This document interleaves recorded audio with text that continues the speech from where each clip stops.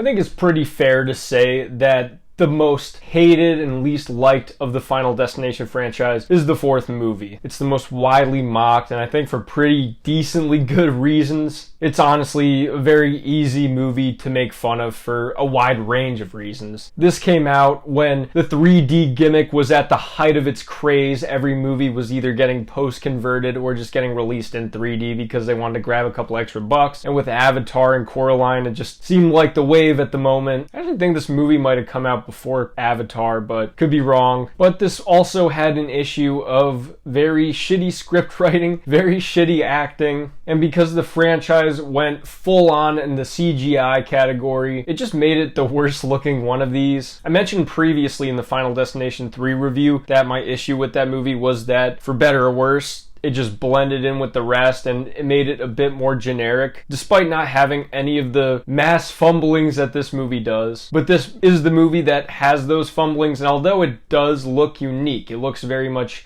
different from the first three, that's because it looks worse. Every character is very much a caricature or stereotype in this movie. They say all of the expected lines that you would expect characters like this to say. You know, the jock says pretty douchey things. The main character is the one who takes everything seriously, and, you know, his girlfriend goes along with it and stuff. You have some sympathetic characters. You have some very horrendous characters that definitely get the death that they deserve. And it's kind of by design that way so that you can kind of enjoy it without feeling bad about it. And all of these things can be true, but at the same time, I still think this movie is at the very least entertaining. Very much a movie that you could just watch. And like I said with the last one, although this one is much worse than the third one, I think 3 is still a decent movie. This one's not. But it's okay, it wears it on its sleeve, and all of its flaws make it somewhat more entertaining, because just a generic fourth Final Destination movie where they do all the same things would have been a lot less memorable than the way that they just fall down the stairs with this one. Is that enough for most people? Definitely not, and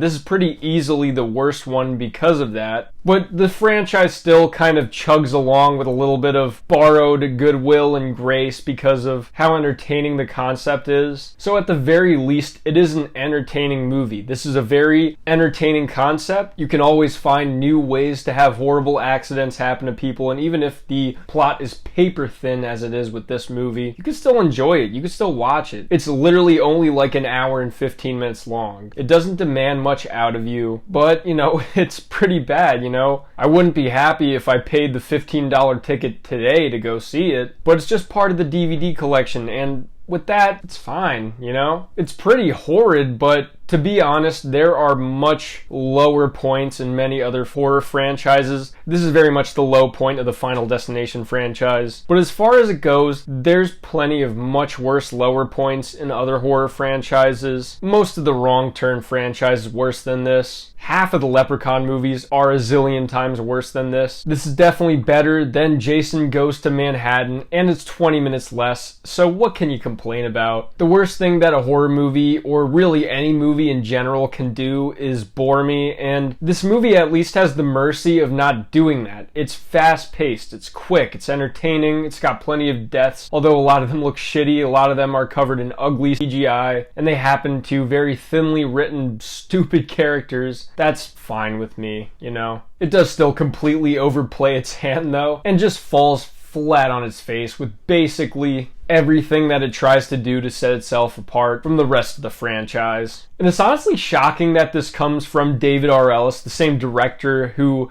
brought us the second Final Destination movie, widely considered to be many people's favorite. As I posted before, I think it's probably people's favorite of this franchise. But the weird graphics that plague the main character throughout this whole movie just feels like such a bad choice, even forgetting the fact that it's CGI dog shit. It really isn't anything unique in the way that the second or fifth movie does. Basically everybody in this movie's a shithead, like I said earlier. And whereas the previous movies made for at least relatively relatable scenarios where things that are bad can happen, household appliances go wrong, construction things go wrong, at least things that are feasible can happen in those previous movies. This one goes all in on Looney Tunes with real life consequences, really improbable or even just physically impossible deaths happen that are stupid, make no sense. And it's basically all of them. The one that almost happened with the car wash, like, Jesus Christ. The one where the guy gets hit with the tank and it's enough force that it just presses him through the fence. Makes absolutely zero sense. The guy who gets sucked down the drain at the bottom of the pool, or even just the lady getting hit in the head with the stone that was hit by the lawnmower. These are things that never happen in real life, almost could never happen in real life, and they have to convolute these scenarios. They have to entirely fabricate and make up stupid situations that would never happen in real life. Looney Tunes scenarios with Looney Tunes consequences, but at least with a CGI effect on what would happen to a person in real life, and it's fucking stupid. It's just that with the first three, there's a lot of scenarios that allow you to feel anxious. They allow you to feel that thing of like, oh man, I'm never driving behind a log truck again. Oh, I'm never doing this again or stepping,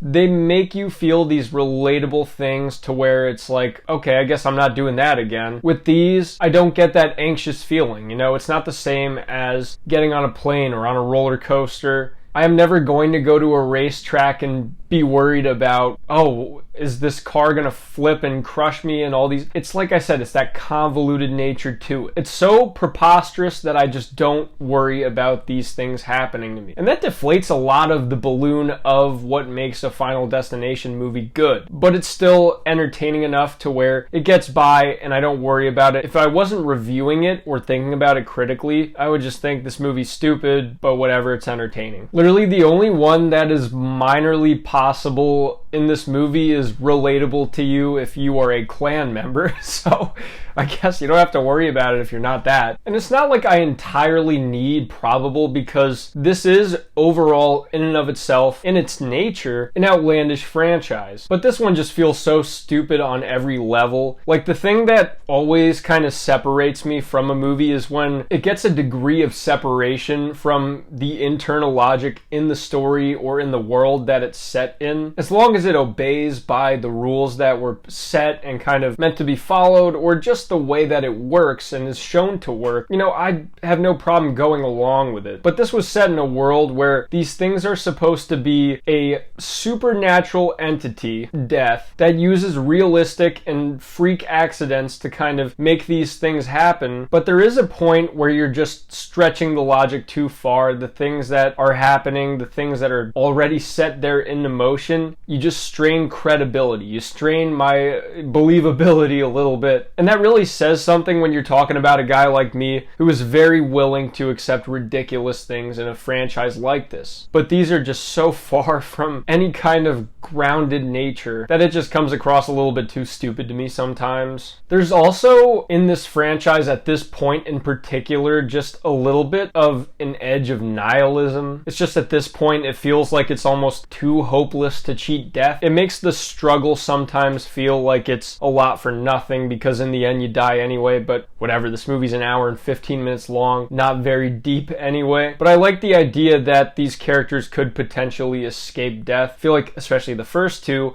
they harken on the idea that there is a potential way to cheat it or get out of it, skip it, whatever it is. I think dangling that idea that you could survive makes a lot of difference in your investment in the story. Otherwise it just feels hopeless, and I feel like this movie completely just kind of settles down and is fine with the idea that it is hopeless, as it seems to be in this franchise up to this point. But at least it's entertaining, and this is not by any means a demanding movie to watch. It's probably a great movie to have beers and watch with your friends. You don't really have a story that you need to pay attention to, so that's out the door. It pretty much just copies the others, so you can really just tune out for the movie and then tune in when the crazy deaths happen, and that's all you need to watch out of this movie, because it's basically the only level of value that it provides on any level, if it does provide a value as an entry in this franchise. It's 100% the worst. It 100% does the least to really set itself apart from the rest of them, despite looking the most different. But it makes either the least amount of effort, or when it does make an effort to stand out, it does the worst job at it. But there's still fun to be had, and I'd watch this dozens of times before I'd ever watch Jeepers Creepers 3 again. So you got to take that into consideration. Let me know what you think in the comments section. I'd love to hear. I'm GM Light. Have a good one.